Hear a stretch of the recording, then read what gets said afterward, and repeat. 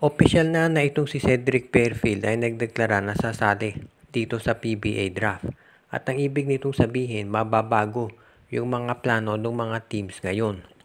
Dati nasasabi natin, number 1 pick si Justin Baltazar, sigurado pa rin yan. Pero ngayon, yung dating number 2 na sinasabi si Kyle Palungay o si Ben Phillips ay hindi na mangyayari. Dahil ito si Cedric Fairfield, sigurado yan ang magiging number 2 draft pick unless meron pang ibang big man na sasali sa draft.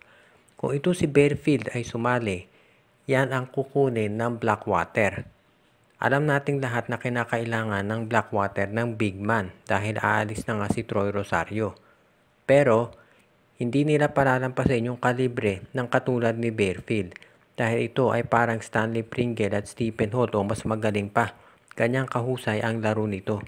Kaya sa ngayon masasabi natin na kapag ito'y nagdeklara, sigurado na yan ay magiging number 2. Ang Blackwater dati ang balita ay willing daw silang i-trade yung first round draft pick nila na pang number 2. Pero ngayon itong si Fairfield ay nagdeklara, baka magbago na yan ang isip.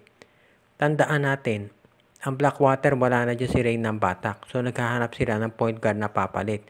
At ngayong si Fairfield ay nagdeklara, yan ang perfect na papalit dito para kay Fairfield o kay ng Batak. Ngayon ang tanong, paano naman yan makukuha ng Magnolia? Alam natin ang Magnolia gusto ring makuha itong si Fairfield dahil nga gusto nila napalitan na rin ito si Paul Lee. Sa tingin ko ang pwedeng gawin ng Magnolia dito ay i-offer na itong si Paul Lee para dito sa first round draft pick ng Blackwater Bossing. So mangyayari dyan, parang ite-trade ng Blackwater yung first round draft pick nila, itong si Fairfield, para dito kay Paul Lee. Ngayon, kung hindi pa yan tanggapin ng Blackwater, pwede siguro isama ng Magnolia itong si Abu Tratter o kaya si James Laput. Medyo masakit kung mawawala din si James Laput at si Paul Lee ng sabay. Pero sa Magnolia, kung makuha mo si Fairfield, napakalaking upgrade yan para dito sa kanilang backcourt. Ngayon naman, kung mawawala ito si Laput, pwedeng kumuha ng center ang Magnolia dito sa Terra Firma o kaya sa Northport. Pwede rin na i-trade nila ito si Abueva at si Halalon plus si Tratter para makuha yung first round draft pick ng Terra Firma o di kaya nitong Phoenix Jewel Masters o kaya ng Northport Batampier.